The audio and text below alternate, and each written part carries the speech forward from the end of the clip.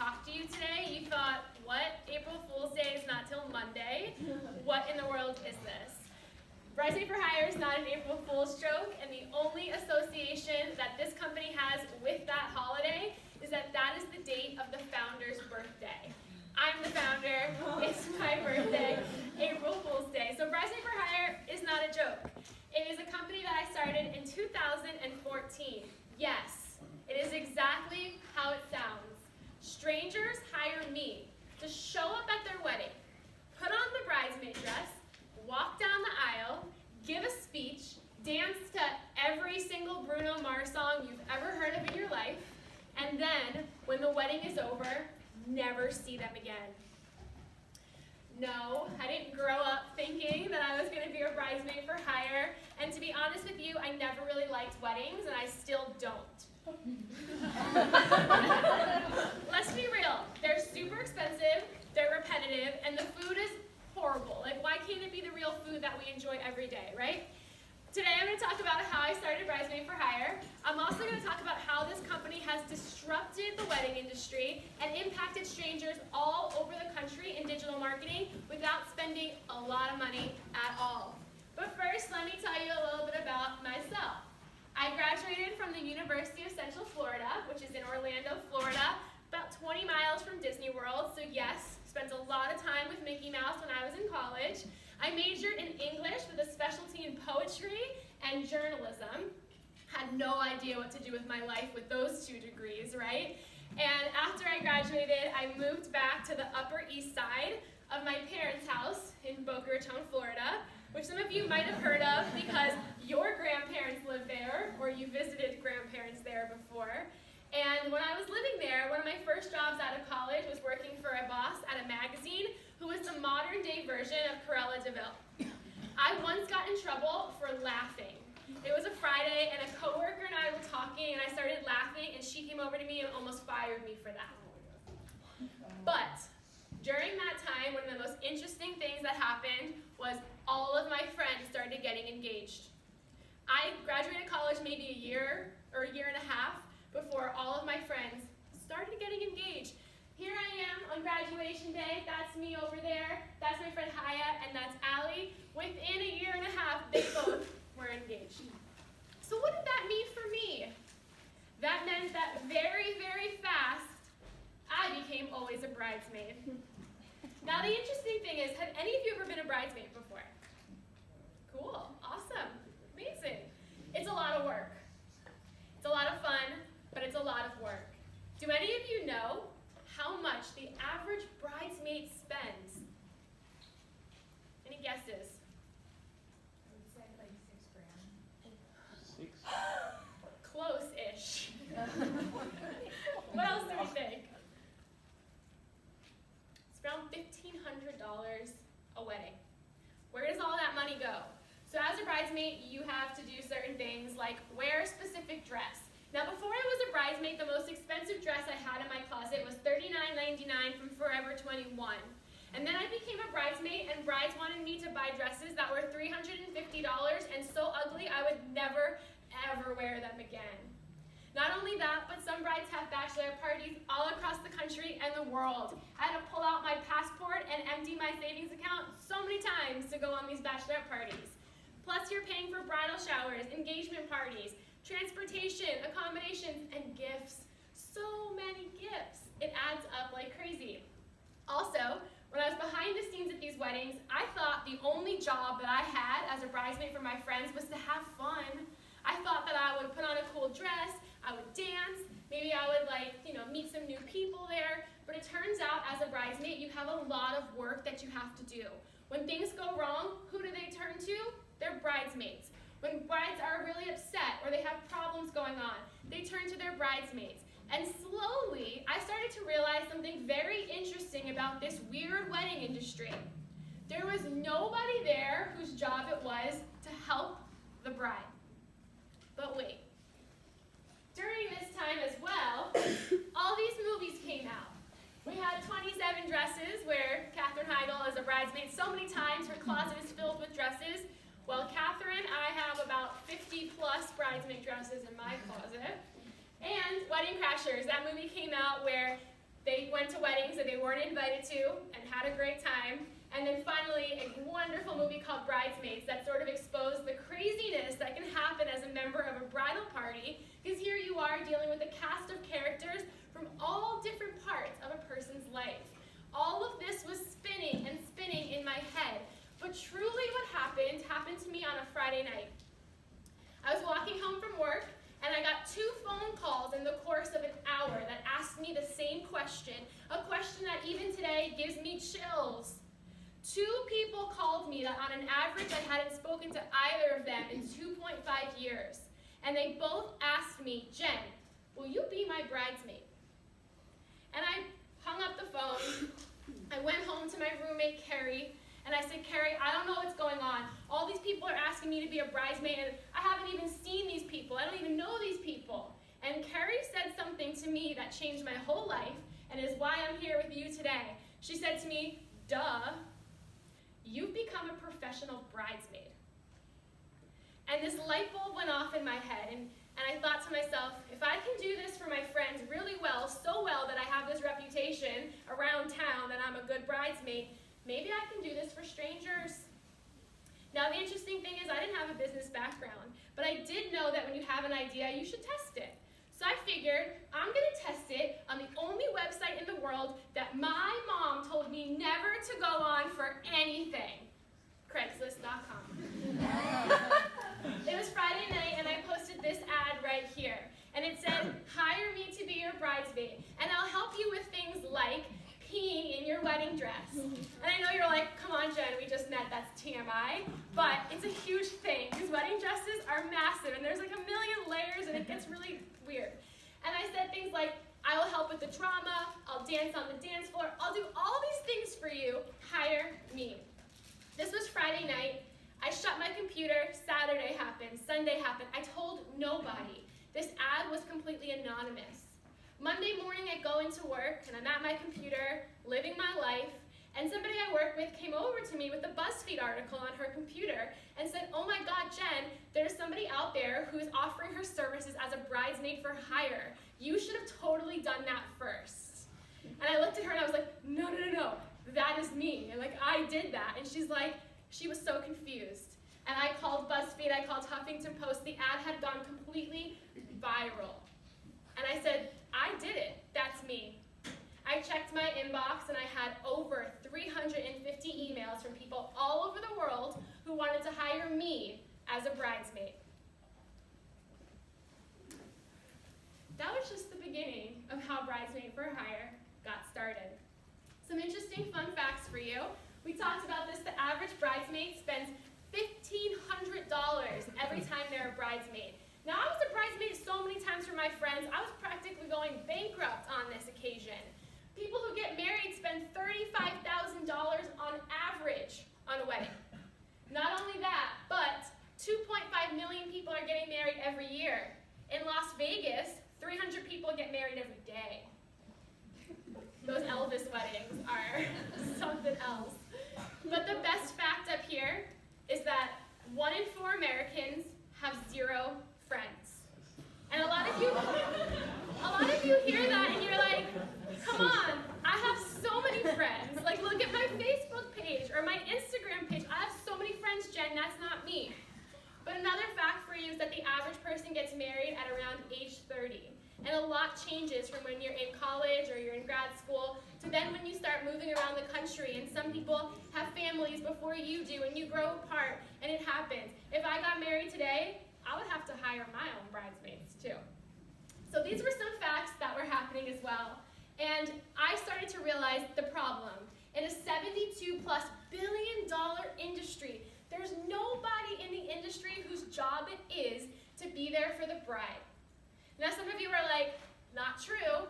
There's something called a wedding planner. And you're right. The wedding planner's job is to plan the wedding. What does that mean? Work with the vendors, set things up, help you pick out the flowers. Their job is not to be there as your emotional support system.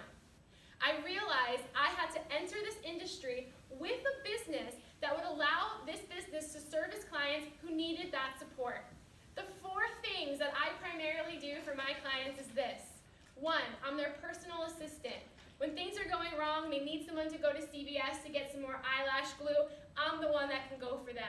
Their Ubers are messed up to get to the venue. They forgot their dress in their apartment in the busy traffic of Seattle. I'm the one running 2 miles to go pick it up and get it. 2, I'm the on-call therapist. Here's a secret that I've learned in my life. People tell strangers things they would never tell their best friends. So a lot of my role is working with people who are telling me things that they don't feel comfortable telling anybody else. And 3rd, social director. I'm the one that helps plan the bachelorette party, the bridal shower, doing things like that for them, especially for women who don't have any close friends to help them out. And finally, and this one comes in handy all the time, a peacekeeper. I can't even tell you how many times I've had to break up fights before the police came. I've also had to be bodyguards for brides who were scared their ex-maid of honors or their ex-boyfriends were going to come and crash the wedding. So with all of this in mind, I came up with the solution, which offered these initial packages. And how I figured this out was I went through every single email in my inbox, I sorted through them, I discovered what the needs are, and within 2 days of posting the Craigslist ad, I had 5 people booked for the next month. The very first wedding I worked was Ashley in Maple Grove, Minnesota. She had recently fired her maid of honor. Did you know that you could fire maid of honors? You can. You really can. And she hired me instead. And that was the first wedding I ever worked. I went to Minnesota. I did the job. I got back on the plane and I said, there's something here. And these were the packages that I created. And the first package is the Bridesmaid for Hire package, where yes, I put on the dress, I walk down the aisle, I do all of that for you. Something you should know, 2 things here. I have a fake identity. I'm not Jen Glantz. I'm Jen Smith. I'm Jen Baker. I'm Jen whatever you want. And I know you from fill in the blank. So I know you from grad school, high school, art school, yoga class. And, oh, it gets better. And they don't tell anybody, not even the person they're hiring, not even the person they're marrying, that they hired me. Let that sink in. Do we have any questions? So what about people that know that you're the CEO of this company? Well, a lot of times people are like, you look familiar, and I'm like, so do you. And they're like, so that's a great question in the sense that I have a team of people who work for me. So I no longer am servicing all of these weddings myself, so oftentimes I have people from my team go, and they don't know. But very rarely is someone like, we recognize her. Yeah. So after the wedding, what's the explanation for why like the best friend disappeared? I don't know because my job is done.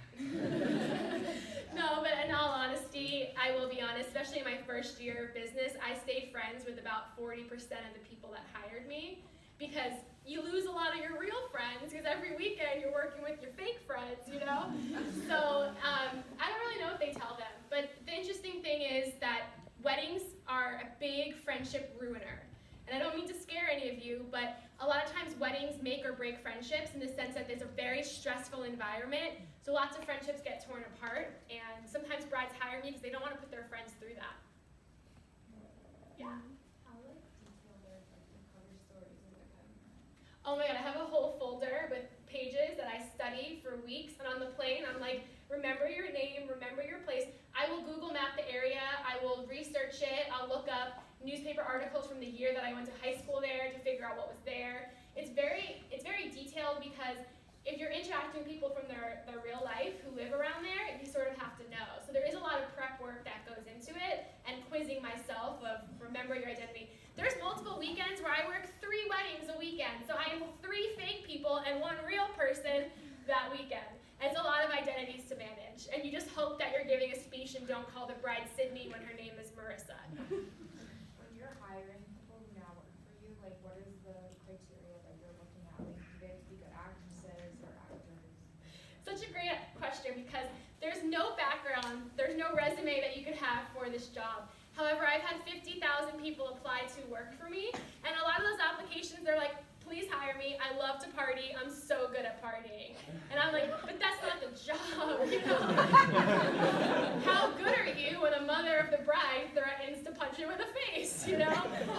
So a lot of it is, do you have customer service background? How good are you with people? Have you been in high stress situations? Can you problem solve? There's a whole process of hiring in the sense of an interview, coming to a wedding, a training. All of these different things make the person the right person for the job. But a lot of people who apply think it's something that it's not. Yeah. Have you ever gotten tripped up with your identity? All the time. I mean, less of tripping up and more of playing a role that I'm so far from. For example, I had one where I was supposed to pretend to be 40 years old and a friend from grad school, and at the time I was like 24, and I was like, this isn't gonna work, you know? So there's some identities that are a lot harder to adapt to, but here's what I've learned is most people want to talk about themselves. So people don't sit there and question me. They ask me one question, and then I fire back 25 at them to the point where they're like, I'm tired, goodbye, you know? Yeah. Do you think over time, as the business becomes like more mainstream and known, you'll have to keep that secrecy aspect?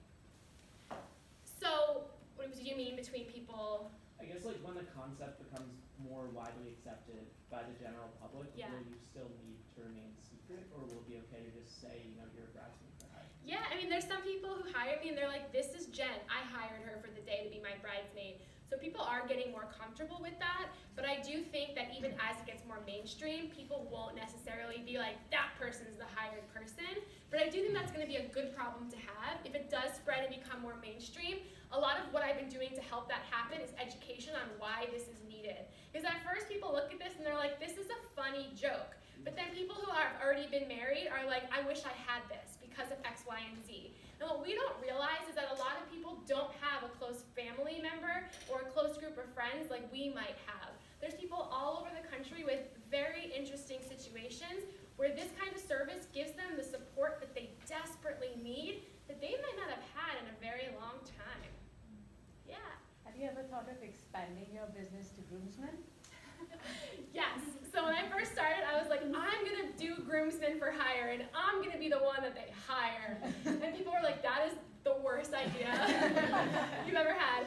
And the more I thought about it, I really was gonna start it, but I want to stay in my own lane. Everything I've done in my life has been to help females and people who identify as females. So I wanted to keep doing that, and I didn't want to switch over to helping the other side. How do you get paid in a way that like their partner wouldn't know? Like, do they write you a personal check or anything like that? Okay, that is probably one of the best questions I've ever been asked, in the sense of, that is a really good question.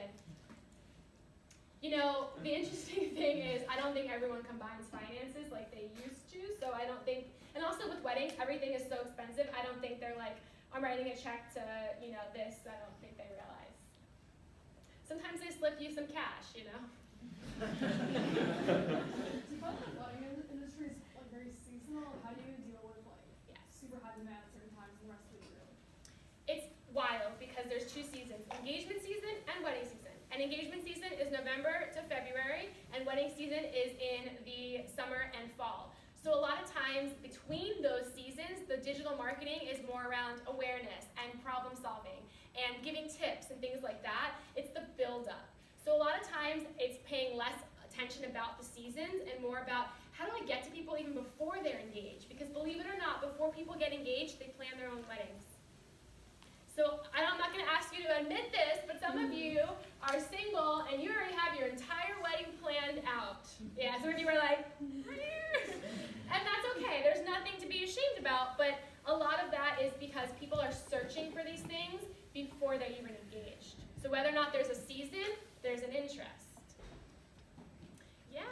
How do you charge people, like taking into account, like let's say like at, you know, a wedding, something happens, or like you're setting with the mother of the bride, like threatens to like, you know, hurt you or something like, so how do you like properly like charge people, say you're gonna compensate for like, all these types of things and like the extra work you have to put in if you're memorizing like identities? Totally, and pricing is a very complicated thing, especially when you're disrupting an industry. There's nobody else like you. How do you base your prices, right? So a lot of what I've had to do is look over the years, how much am I charging and does it meet my time?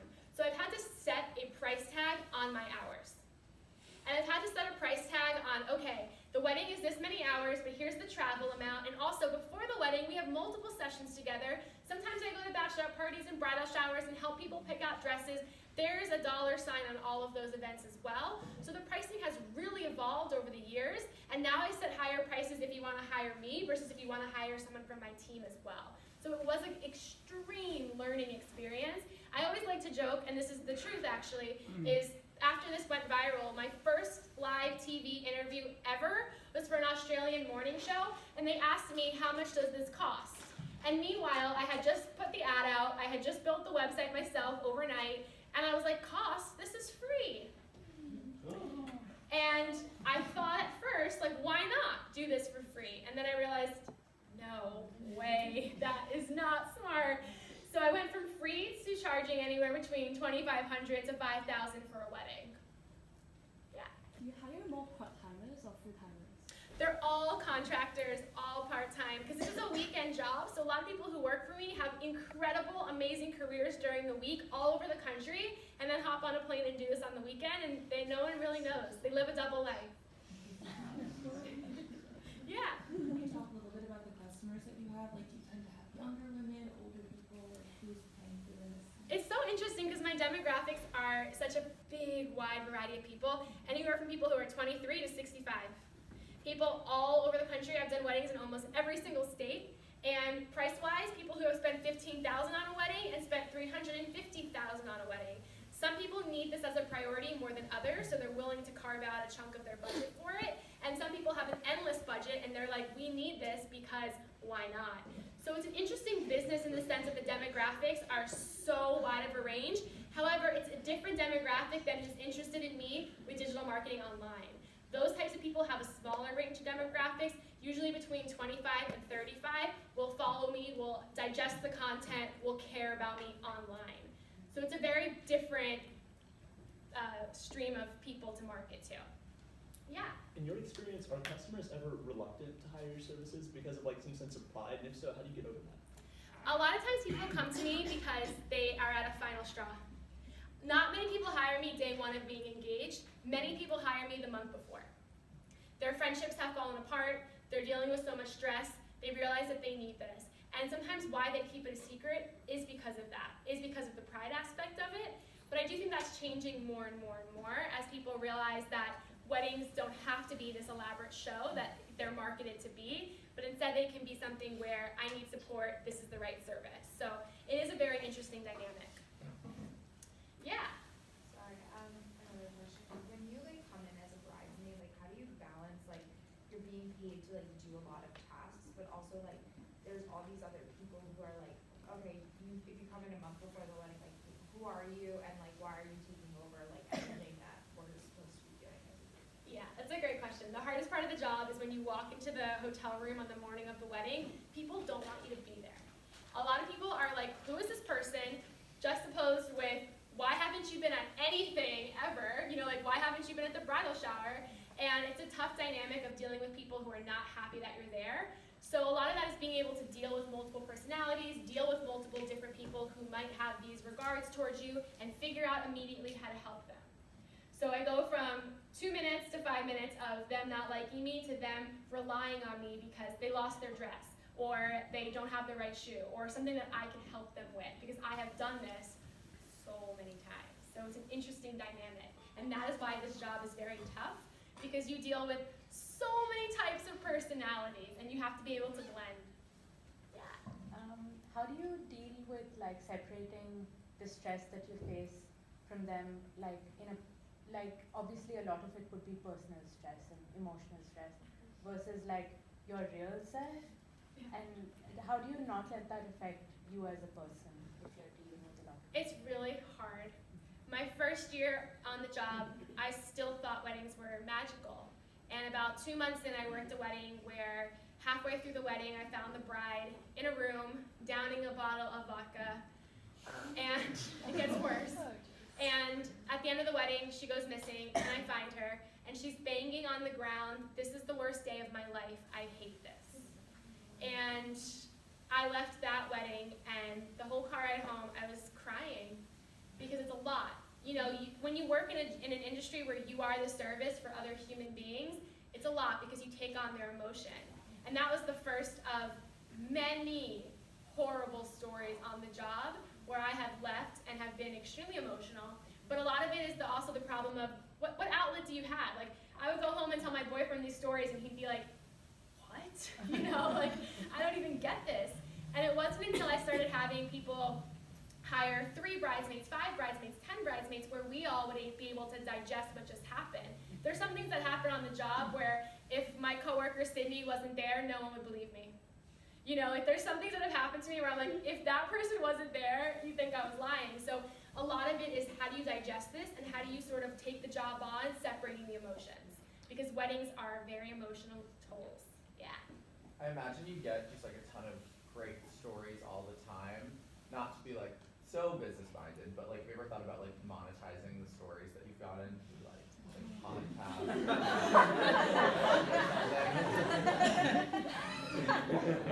I got a surprise for you. So simply put, every year we work with over 150 brides. We also service maid of honors. I had packages for mother of the brides, but you can't put a price tag on that. That's just a lot of stress to deal with. I've made this business go viral, been in over 500 media outlets. I've kept it viral for 4.5 years. At least once a week, I'm in the media. I've done that all completely by myself. I've been on the Today Show and Good Morning America more times than I can count on my hands. It is very rare for a no-name person to be on both of those shows simultaneously within the same week, and I made it happen on my own. And interestingly enough, I've had 50,000 people apply to work for me, which we will talk about later, because the big question is, how do you make money off of them? But first, a video. For some of you, you're sitting here like, I still don't get this. What does this look like? Someone explain this to me. When is she gonna say, you've been punked with Ashton Kutcher, right? So here's a video for you. I hope that you enjoy it.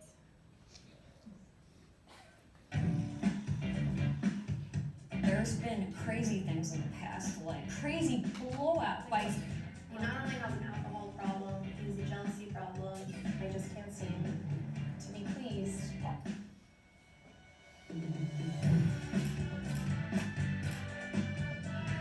It's professional bridesmaid service based here in New York, and it's real.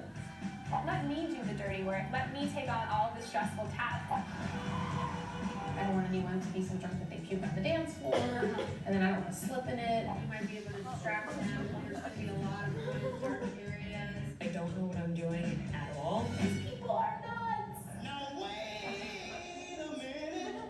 A bridesmaid for hire is exactly what it sounds like. You are a bridesmaid for a complete stranger. You're like a human Xanax.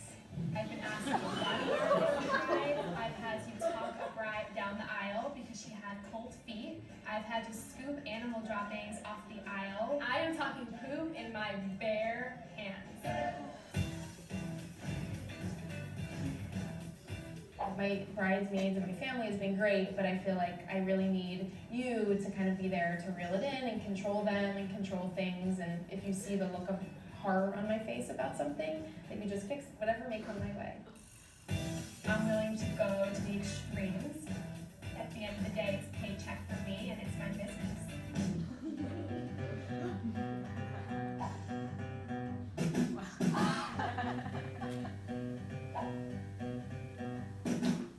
I just feel so overwhelmed with everything that's going on that I honestly can't handle it or trust anybody else to do it. Brides will always pay me to make sure that nobody finds out they hired me, so I've played a lot of different characters. Wow, there you go. Those are all real brides, by the way, and real maid of honors and things like that who have hired me. So, let me explain who I am.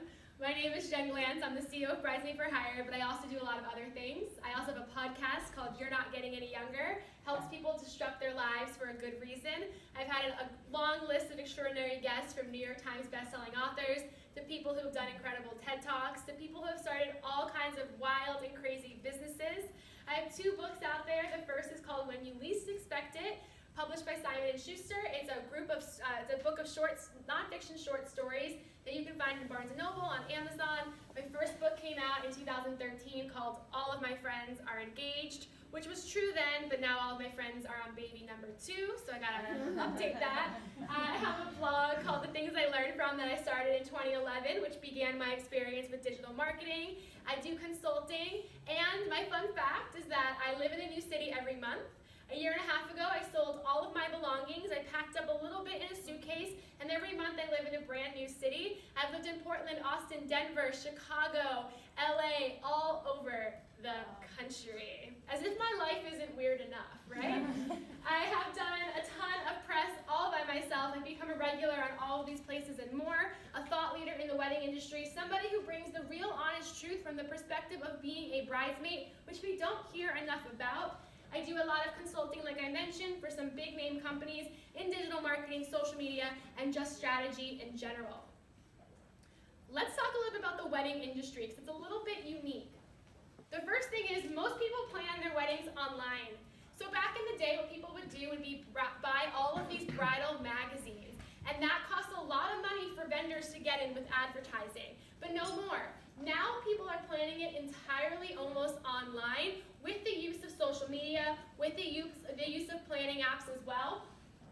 82% of brides connect with brands they like on social media in the wedding industry. Why is that? Because weddings are a very personal thing. And even when you're choosing the florist or the photographer to hire, you want someone that you feel like a real connection with.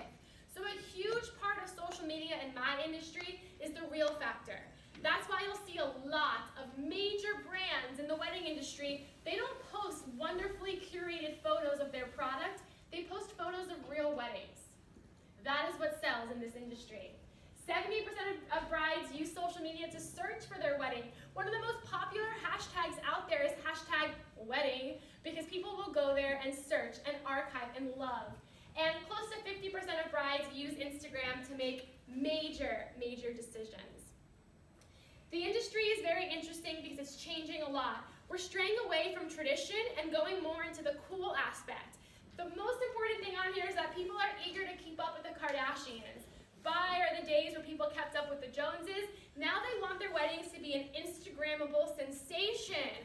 I don't know if you've ever been to a wedding where they had something called a donut wall, which is basically a wall with hundreds of donuts on it that makes for a really great Instagram picture, but also a dessert for your guests as well. That is what weddings are becoming. Insane, elaborate, perfect for that social media picture. In fact, the use of wedding hashtags has soared. People create their own hashtags, and there are companies out there that you can pay to create your own wedding hashtag. Some other facts for you, like we talked about, there are seasons involved. Paid search is very competitive in this industry. So it was important for me to realize I will never in my life rank for the word wedding on Google. But instead, I have to think about what are the search terms that could bring people to me. Not only that, but when I thought about my digital strategy, I thought about how do I get people to realize that they need me before they do? Because very few people are typing in, I have to hire a bridesmaid. I think the percent of that is like 2, and it's usually just me doing it all the time. And there's too many must-have. People just want to have everything at their wedding to make it more elaborate than any others that they've seen. Questions so far? I know I'm throwing a lot at you. Yeah. So for paid search, what are some keywords that you optimize? Like, what do you use? Like, an So example? I don't do any paid search. I don't do any paid ads. What I have done is taken the words that I know people are searching for, where if they come to me, they'll be happy that they're there. Things like bridal help, bridesmaid advice, and I rank on the first page of Google, and I have a list in here of those words, and how I've been able to optimize that is with content. Not only that, but then writing for other sources who linked back to my website. Plus, all of the press allowed my SEO to really soar for my website. So that is what I did. As a writer, it was easy for me to write thousands of these articles that helped my SEO grow over the past 4.5 years. Other questions? Yeah.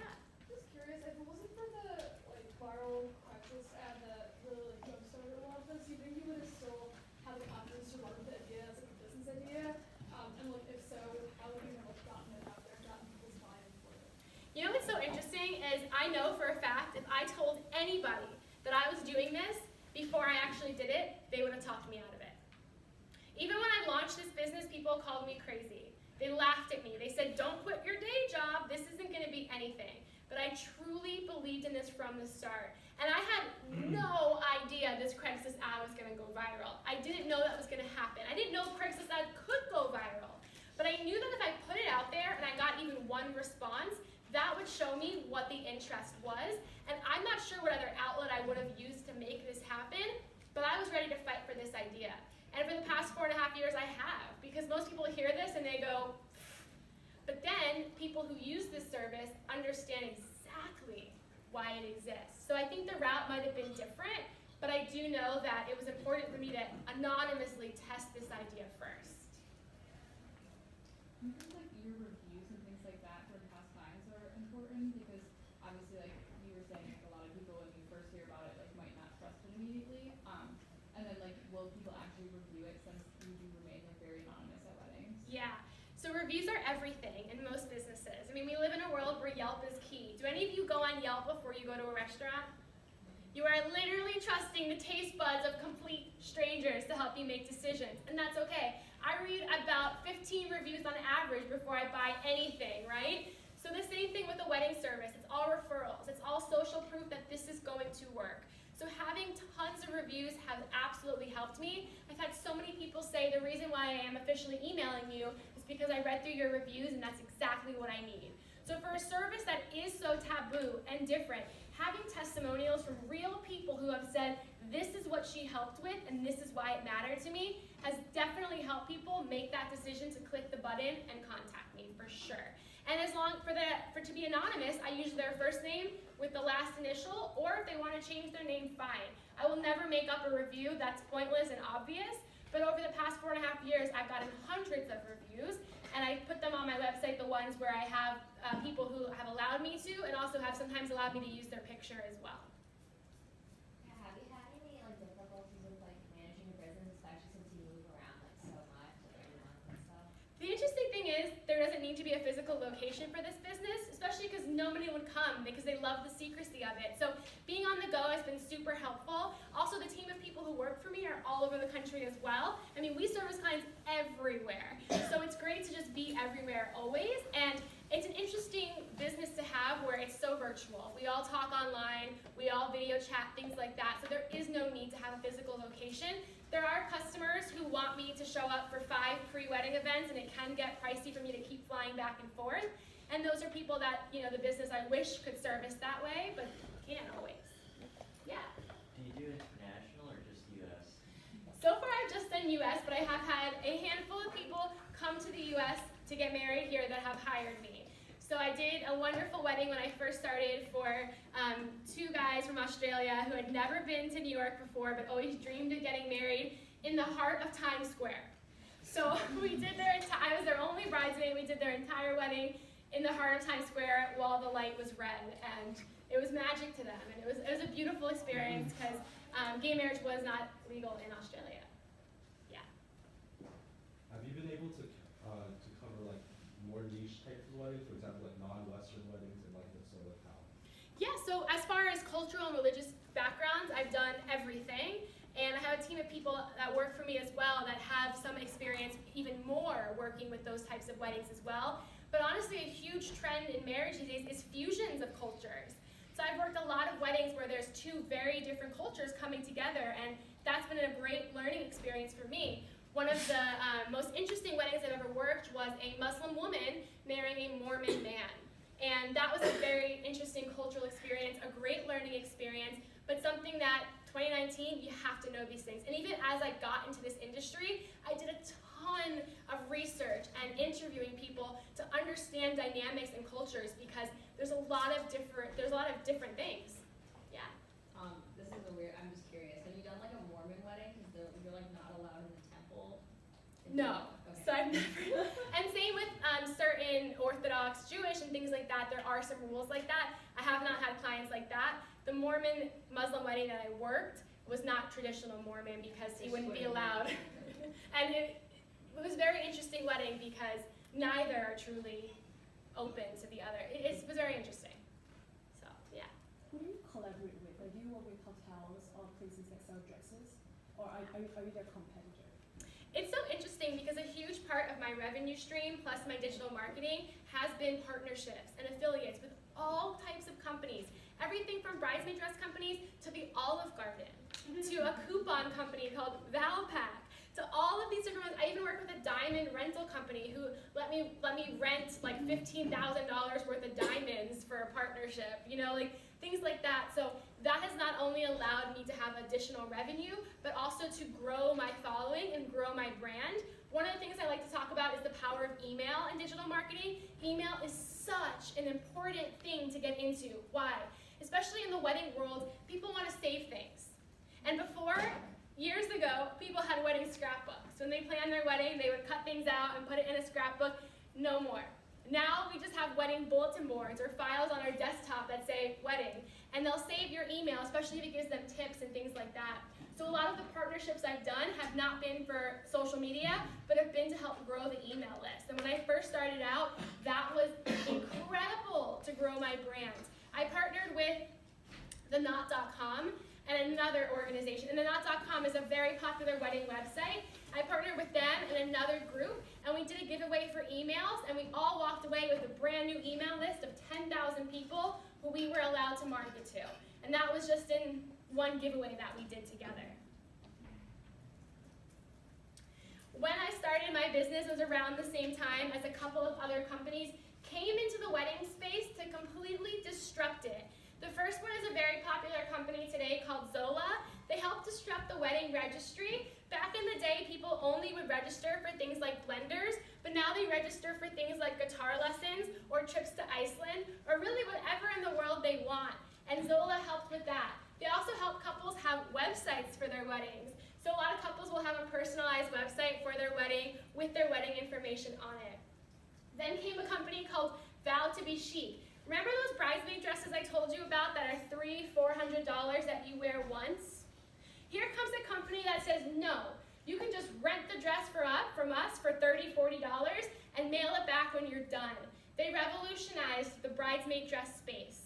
There's a company called Bundles. What they did was help the expense of flowers. Flowers are one of the toughest things to spend money on in a wedding because they're so expensive, and when the wedding is over, they take giant trash bags and throw out your beautiful flowers. And it's sad, and it's a waste of money.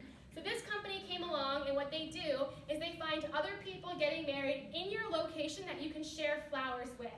So if you get married on Saturday and them on Sunday, you can share those flowers between your wedding to cut down the cost.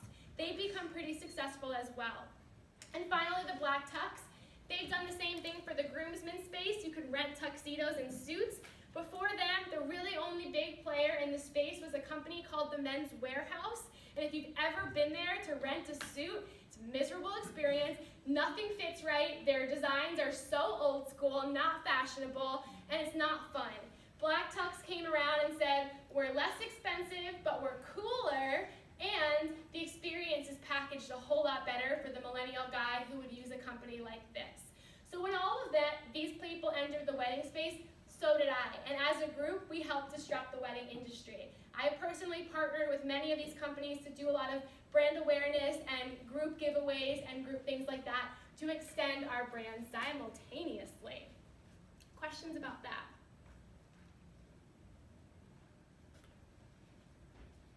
Cool. Wedding industry landscape. Before we talk about the digital marketing trends, it's important to know what people care about. They want to be inspired. You're planning, quote unquote, the biggest and best day of your life. How do you inspire people? They want to be inspired with their own personal lookbook when it comes to coming online. Not only that, but they want to be informed. Most people who are planning their wedding, they're planning their first wedding. So they don't know a lot of the ins and outs. And if you sit there and you Google search something, you're hit with a lot of different articles that are saying a lot of different things and you don't know what to believe. So a lot of people are looking for a brand that maybe they sell flowers, or maybe they can rent out a bridesmaid that also educates them in the way that they want to learn. So having personality around the content you put out there, educating people on things that they're searching for, but also they need a condensed version of the answer. It is such a headache when you're trying to figure out how much money you should give someone as a wedding guest, and you read these articles that are 3,000 words and tell you nothing. You want a place to go where you know consistently the content want to be educated. Competitors. It's such a competitive space that we're in the wedding industry because there's lots of people trying to do the exact same thing.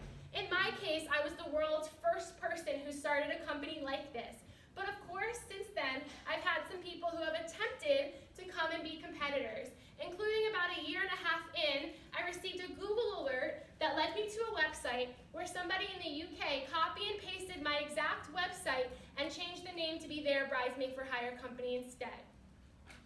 So you get a lot of copycats like that, but that's business, and that's one of the hardest lessons to learn and to love, is that people are going to copy you. Not only that, but people are going to try to compete against you. And you all heard the saying that competition is good, but why do we think it's good? Because I don't like that saying, so why do we think it's good? Yeah. Yes, it forces you to innovate faster. You're going to copy my website, guess what? I'm going to change a package. I have a new package. I have service new people now and do this. How are you going to keep copying that? So yes, it makes you innovate faster. And as a business, you cannot just start off with one package and not think about scaling. Even before you launch that package, that product, you have to be thinking about what's next. I knew my initial package would be a Bridesmaid for Hire package, but in the back of my head, I thought, what can I do for maid of honors? What can I do for bridesmaids? What can I do for all of these people so that I'm always growing and changing and innovating? That is a key to making your business evolve. Why else is competition good? So I have a question for you guys. So Jen said you should create content, gives information. So suppose you needed to create content that gives information for people who are planning their wedding. What would you do? Before I'd like Jen to tell us what she did. But what kind of content do you think people need? And this is something you'll need to do because you want to create the next website that helps people find sports events, or you want to create the next website or service that helps people create race car companies, right? What can be a wedding type of content you can provide that will be magneting, like attracting people to read it? Yeah. I think I'd put out a competition for who can give the best or funniest wedding horror story. And then I think those would probably like be shareable because people like funny stories that are shared online, / would bring people in because they want to like get something out of their bad story. I imagine that would probably go viral the easiest, but you could also brand it as like, if you're gonna have a wedding, you gotta read these stories and learn the lessons before they happen to you. Nice. Yeah. I think good content would be like, how much should I pay for blank? Because that's really taboo. You can't ask your friend like, hey, how much did your wedding cost? How much did the DJ cost? Do you think it's too much if I pay the DJ like $1,000? Like, I think that's definitely a taboo subject, which is why you'd want to put it online. Totally. So we have things that have people confess. We have things that have people talk about taboo subjects. Anything else? What makes good content? Yeah. Then you can do something that helps people compare across so many different providers because you don't have time to do the research. So you compare across various metrics. Do the work for them in your content, for sure. One of the things I personally did, and I still do to help me figure out the types of content I'm going to go after, is I look at the problems that people have. Good content talks about problems that people are currently experiencing right now. So what I do is I'll try to make a list of 25 problems that I think my business solves. But the problem is when you start a business and you run a business, you think you solve every problem. I'm like, we do it all. That's not true. So when you think of the problems for your content, talk to the actual customers, talk to people. One of the things I do is social media listening, and there's tools that will help you do that where you can start to listen to what your followers and people who are interested in you care about, what they're reading, buzzwords that they're using, things like that. The second thing that I do is I join a lot of Facebook groups. A lot of Facebook groups where people are coming and venting about different problems that I can then look at and say, how do we create a content stream that gets them to answer those questions that they have? And a lot of that is stepping outside of you, the business owner, or you, the person helping the business, and getting straight to what the people who should care about you are caring about right now. Cool. I have a question for you. When you're thinking of a digital marketing strategy for this brand, how in the world are you going to get people to realize that they need you?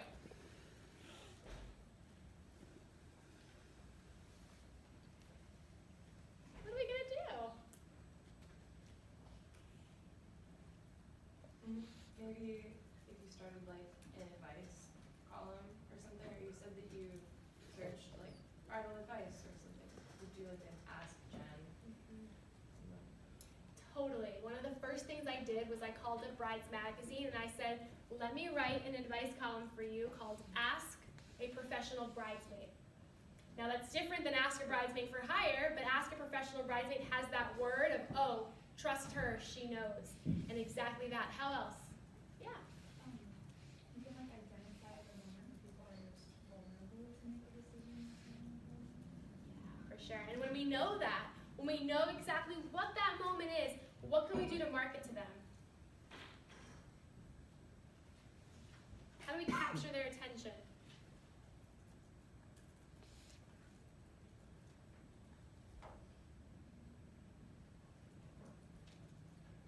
Wharton marketing class gets on the product. I'm so disappointed.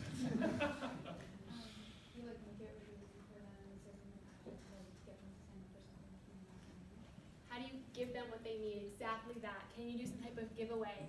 Can you do some type of product that you give them for free of value that then you get something in return, like their email? Set up a funnel for these people because oftentimes people are not going to just look at something and say that they need it. There's a process. One, you have to get into their mind so that they understand why they need you and why you connect to their problem. It's all about education and free value. Here's a little bit of what I did.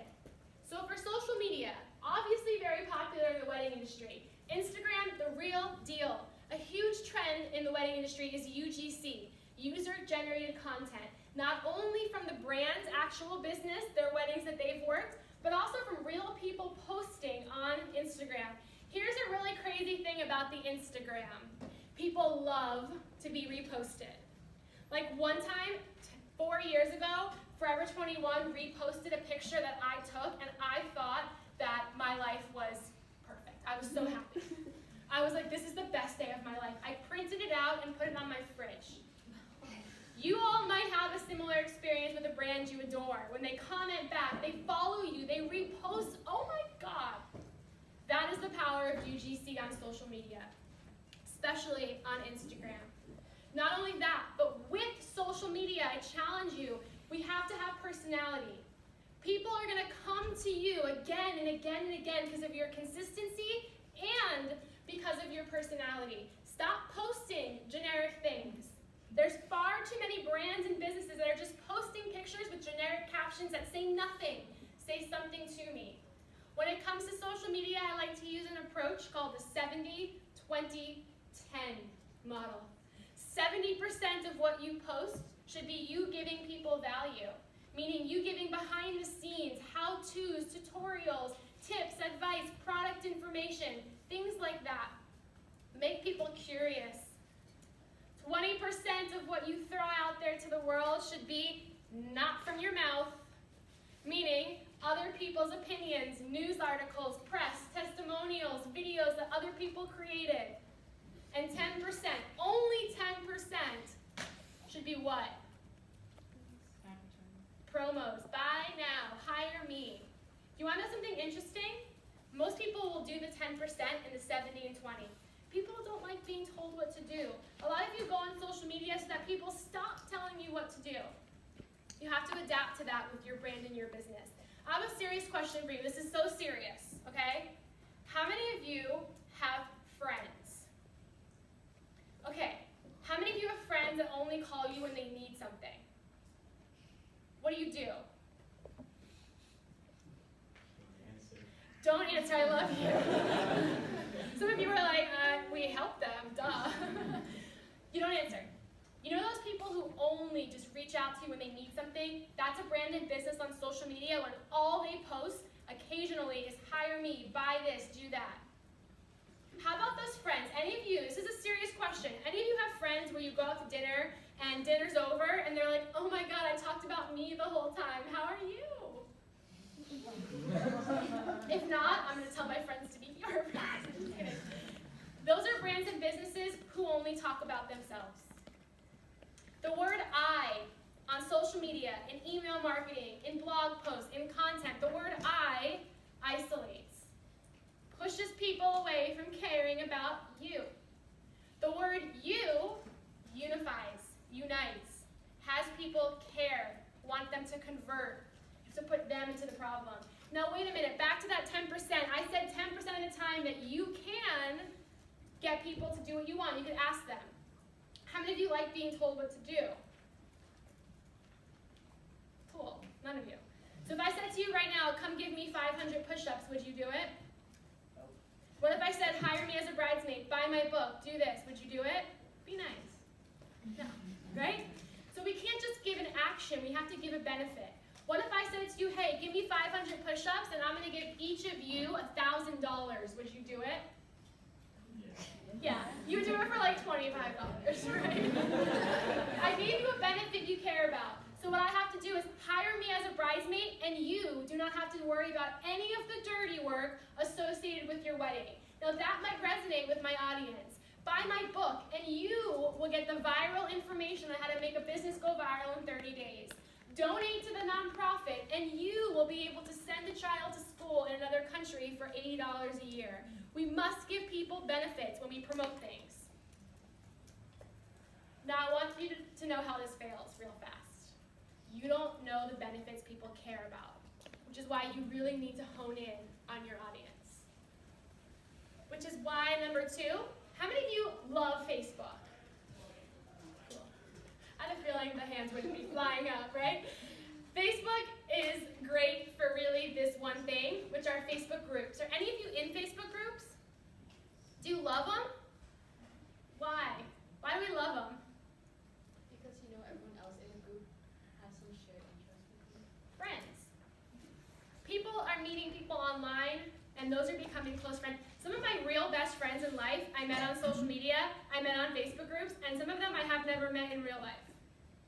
And you're like, that's weird, but some of you are like, no, that's how it is, right? Facebook groups are communities that are created around a shared topic. I have a Facebook page called Bridesmaid for Hire. I wouldn't start a group called Bridesmaid for Hire, but instead, I think, what is the problem my business solves?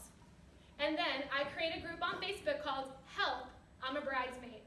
And people can come, and they can join, and they can vent about being a bridesmaid, and I'm there to help them, and occasionally I sell them something. Can you create a group around a shared topic, a shared point of interest, that then can build community? In 2019, social media is all about community. It's all about how can you be vulnerable, how can you build people around your company that then extends to brand awareness, that then extends to brand loyalty, that makes people curious but also stand by you. And also boosted posts. If I boosted a post on Facebook saying, hire me as a bridesmaid, that would fail miserably because people would see that and be like, what? Keep going. Humans have an attention span that's shorter than goldfish. I read this in Time magazine. It's 8 seconds. Okay? So if I'm going to capture your attention and spend money doing it, I'm going to boost posts that are more educational than more about me. So when you're creating content, it doesn't always have to be about the service you provide.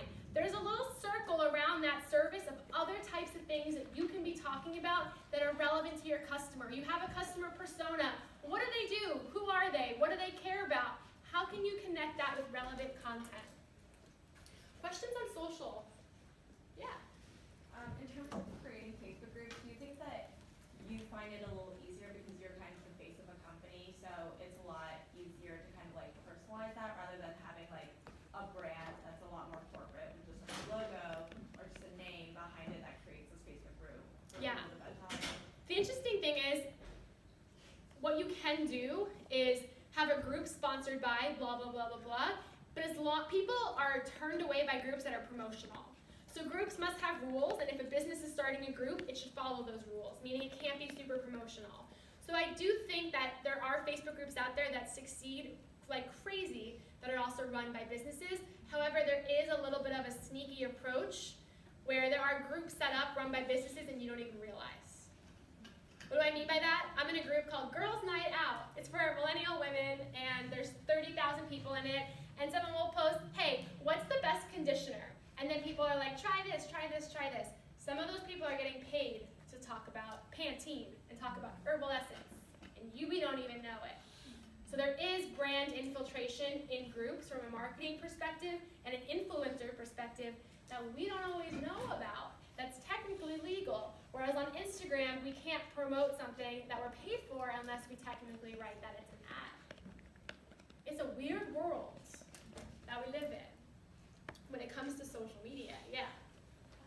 So it seems like building awareness is really important for you, especially since these weddings are like one-off events, so it's not like people are coming back 3 or 4 times for the service. So I was wondering, like, have you ever thought of maybe like expanding customer lifetime value in terms of like incentivizing referrals more, so you don't have to spend as much, like rely so much on like awareness and social media to spread that? Totally. But referrals are great, and oftentimes I have people who are, oh, I'm referred from this person, but because people don't always tell people they hired me, the referral game isn't always the best for me. However, what has happened in the past 4.5 years is that a lot of people have seen me on social media, seen the business on news over and over and over again, and then they get engaged, and I'm the first phone call. And they say, Jen, we've heard about you 3 years ago, we waited for this moment, help. You know, so that's a lot of what I have to go after, is less of the referral game and more of the how do I stay everywhere? How do I take over the wedding content industry, be the face of a lot of it, so that people are constantly coming to my website, whether or not they need me, because I also have a lot of content for wedding guests, which all of us will be constantly in our lives, and content for maid of honors and bridesmaids, which will all be a lot as well. So while I do service maid of honors and brides primarily, and maybe people are only that 1 or 2 times, they're still coming for the content, for the other things as well. And hey, even if people hired me, they don't have to tell a friend who's struggling and say, there's this business, you should check it out, and not tell the friend that they also hired this service. So, a little sneaky. SEO technique. So these are the words that I knew that I should target. Bridesmaid help, hire a bridesmaid, need a bridesmaid, what's it like being a bridesmaid? These are the words that I wrote tons of articles for. I tried to really use these words, and I show up on page 1 for them on Google. This is important to me because if you're using these words, you're going to technically probably come to my site and get sucked into the experience. Because these are the words you care about. Then you're going to see something like this and maybe hire me for some of my maid of honor services or something like that. Then there's words I have no chance of, which is wedding, bridesmaid, maid of honor, bridal party. Those are words that unless I did SEM or Google Ads, I would never be able to rank on the top of Google, and I'm a little bit okay with that as well. And blog posts. So a lot of what helped me with SEO was blog writing and content and all of that. And a cool trick that I learned in SEO is that if someone has an existing blog post that's 500 words on a topic, and you write one that's 700 words, you'll rank higher for that article. Cool, right? Email marketing is humongous as well. Get your email list buffed up. Why? People spend more time opening emails, reading emails, than seeing a social media post. A social media impression is not as good of a metric as somebody who's opened your email multiple times and spent longer times there. So email marketing is a gold mine when it comes to getting into people's lives, staying in people's lives, and giving them value. Now somebody, I don't know who doesn't like me very much, subscribe me to Abercrombie and Fitch's newsletter. That's sort of weird, right? So every day, every single day, Abercrombie and Fitch emails me. Tell me what they could possibly have to say to me every day. You want to know what they say to me every day? Buy our jean shorts. I'm like, I live in New York, it's 21 degrees right now, I'm not buying jean shorts, okay? But I don't unsubscribe from them because I really am fascinated by their approach of promo every single day. For some industries, a lot of times it's emailing people less frequently, but in those emails, doing that 70-20-10 approach of value is super important. Questions on email marketing? Jen, how do you get the email addresses? So on my website, I have different offers for why you would want to subscribe, from occasional wedding ebook tips that you can get for free by subscribing, but also just subscribing for updates and tips and tricks, and then also teaming up with people and doing giveaways. I never do giveaways for social media followers and likes. Those are not metrics that matter. I do giveaways solely for emails. There's a great company out there called Rafflecopter, and what it does is it manages your email giveaways for you. So you can set up a landing page on there, and people can come there, opt into the giveaway and your email list, and they'll run the whole thing for you and then give you the emails when it's over. That has been the best way of growing an email list from 0 to hundreds of thousands. What products do you usually lure people in with for the giveaways? People love anything that's free value based on the problems they have. So giving my different audiences different types of things, like brides, quick ebook, quick video series. The same thing for bridesmaids and maid of honors. Educational type products work really well. Also discounts on other people's products. So me teaming up with Black Tux and Val to Be Chic and all these companies and saying, hey, you have access to thousands of dollars of free stuff by subscribing, gets them to press that button, and then they get those wonderful offers. How long is your email list? It's over the 100,000. Okay. And then, how many, let's say, how long does it take before someone subscribes until sometimes maybe someone actually uses your services? Like, what is the average time? So the interesting thing is to segment your list. There's some people who are brides, some are maid of honor, some bridesmaids, and have to give them different types of emails. But if you're somebody who is a bride, oftentimes from the first email, you're not so much going to care. I would say there's maybe 4 to 6 emails before they press that button. That's, okay, I'm ready to talk. And I can track all of that. I can track their open rates. I can track how many times they read the email, all of that until they press that button of the call to action to come to me. And it's never really immediate because it's an education process that they sort of have to go through, which includes things like testimonials. That includes things like some of those horror stories. All of those kinds of things that you mentioned are things that go through that track to get people to eventually care and convert. Are you segmenting your like email list population by like the content that you're consuming, or how do you segment? When they opt in, they can say, I'm engaged, I'm this, and this. But oftentimes the giveaways I do, so if I do one with one company for bridesmaids, I'll use that list for bridesmaids. Sometimes I do giveaways that give me their actual wedding date, and then I can segment it based on the month that they're getting married and put them through an automated system like that as well. So there's multiple different ways that make it pretty robust, but also make it pretty powerful because you know what they care about right in that moment. Yeah. Yeah. Is there a high churn rate where they unsubscribe after their wedding is done, or? Yeah, that's a great question. Yeah. My hope is no, because in the emails are also tips. So whether chances are your wedding's over, but you still have at least one that year. I was at lunch with someone who had 20 weddings in 1 year that she went to. Even if you've been to 20 weddings, there's still some type of piece of advice that you want to hear to make your life easier, right? So my hope is that I don't get people to unsubscribe because I don't promote the wedding content to them the same way that I would when they transition from bride to guest. Have you ever thought about like specifically targeting people who do destination weddings just because it's like super expensive / people who are typically bridesmaids and you want to ask your friends to pay the money to travel, and also I bet they have like a lot more money if they're going to do a destination wedding? Yeah, I've done a couple of them, and destination weddings are funny because if you ask people who do them, you're like, why did you choose Australia? And they're like, because we don't want people to come. Yeah. So a lot of the reasons why, and I have a friend getting married in Australia. She lives in New York for that sole purpose. And so with that, a lot of people doing that don't want bridesmaids. They don't want people. That's why they go so far Got away. it. But I have had the occasional destination sort. Yeah. I wonder like what kind of subject lines like get people to open your emails, and if clicks are more important than open rates, like in your experience. Totally. So you should always A/B test your email subject lines because question for you, serious question, or any of you psychic. I teach a lot in LA, and when I go and lecture in LA, everyone's hands come up. And then when I'm on the East Coast, people are like, stop with these questions, Jen.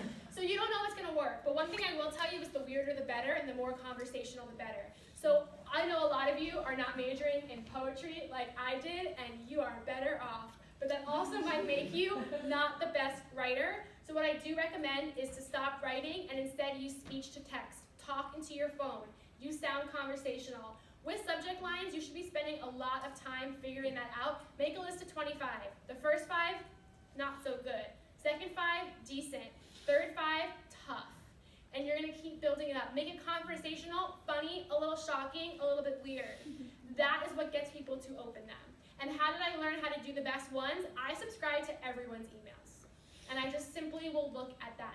There's also companies out there, I forgot the name of it, but you can type in any business and it shows you all their email marketing, and you can start absorbing that, and you should. So if you're interested in an industry, maybe you want to work in it, maybe you don't, subscribe to like 20 emails just so you can see how the marketing goes. And some is good, but sometimes I see subject lines and I'm like, oh, that is a goal, that's brilliant, I gotta be like that. So it's an educational process.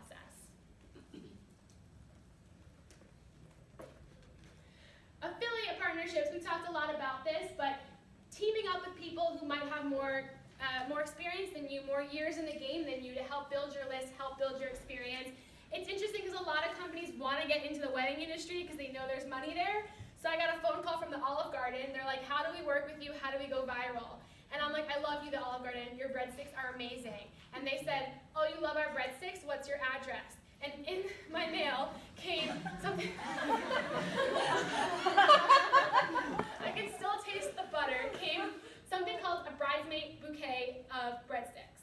Oh. And what they hoped was that people would replace their bouquets with bouquets of breadsticks. And no, it's such a bad idea, but of course I was like, I will help you promote that everywhere. So a lot of people are trying to get into the wedding space with content, and usually the way that they do it, big brands like Taco Bell. Do you know that you can get married at Taco Bell in Las Vegas? Yeah. But you know what? He's like, yes, it's on my bucket list. But the thing is, that is sort of a twisted approach of how do we get spoken about in the wedding industries, how do we be weird and unique and different, but also tap into what people care about. And I mentioned wedding food, bland, but then if you thought about having Olive Garden or Taco Bell at your wedding, cool, right? So people are always thinking about twisted content ways of getting into an industry, and oftentimes I'm there to help them with that. But I think one of the things I'm most proud of is the PR, which I mentioned. I've done all my own PR from day one. I don't really have a PR background. I worked 1 year in PR for a nonprofit. I did PR for nonprofits, so I would have to call up the New York Times and be like, can you write about this gala that they're having? And they would hang up the phone on me. And from that, I learned something very important, probably one of the best lessons I've ever learned in my life, resilience. If you want something bad enough, you have to email between 8 and 18 times. Not once, not twice, not 3 times, 8 and 18 times. To get on the Today Show the first time, I had to send anywhere between 23 and 30 emails. If I stopped at email 5, I would not have gotten on. Don't email me 18. And my email is up there.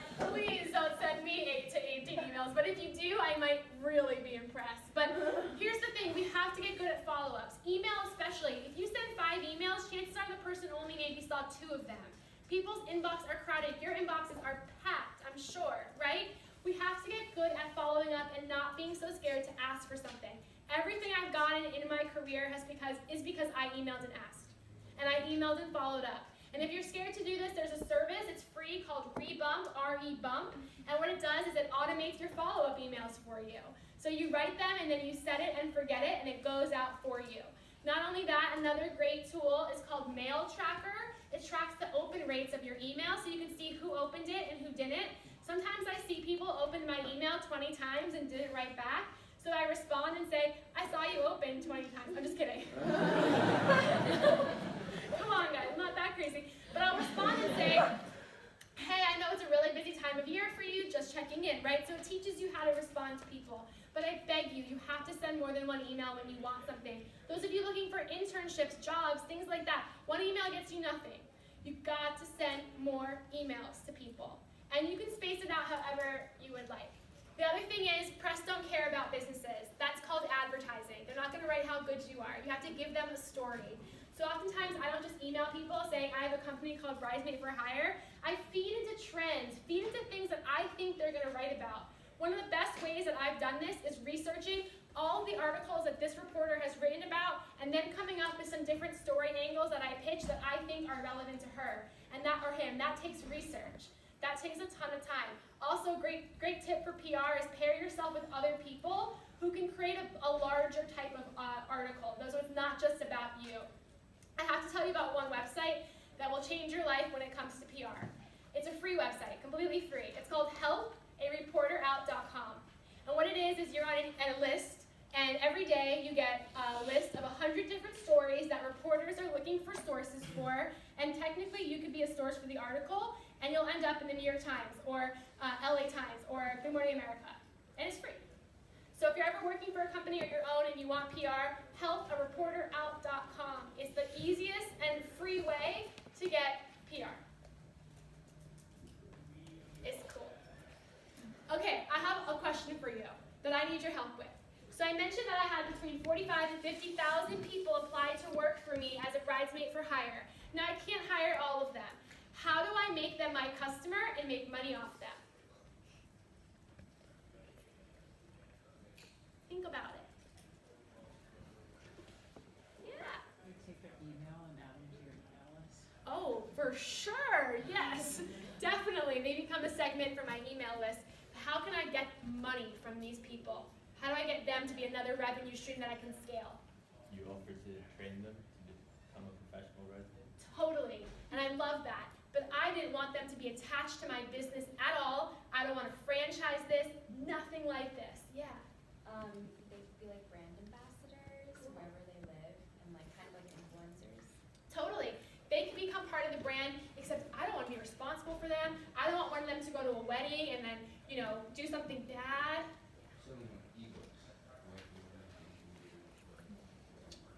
Combination of you two created what I did, which was a course. Start Your Own Professional Bridesmaid Business, a course at $249. How it works, I teach you exactly what you need to know to start your own weird wedding business or professional bridesmaid business, and I set you free. This has become a great scalable option for the business that has brought in a huge extra stream of revenue. How many people roughly sign up? Like hundreds or Hundreds. hundreds every Year. year? Yeah. Well, questions? Yeah. So if you're teaching people to make their own businesses, isn't that Not really, because a lot of people take this business and then start something else that's different and weird. So people take this and they're like, okay, I get it now because I give all my secrets away, and they're like, this isn't as glamorous as I thought, but now I'm going to start some other weird type of wedding business. So I've had people take this course and start all kinds of weird types of wedding consulting businesses where they go with brides. Their whole business is going with brides to pick out a wedding dress because that is a tough experience, So a lot of people who take this course don't start competitor businesses, but they start something interesting and different in the wedding space because this is what it teaches you. Yeah. Is that a low completion rate? Of the class? Nope, because it's 10-part. Nobody can finish it in a day. But what it is, it's all you. So I give you the course, you go off and you do it on your own time. And it could take 3 months, it could take a month. Thank you very much. I'm sorry to run out of time.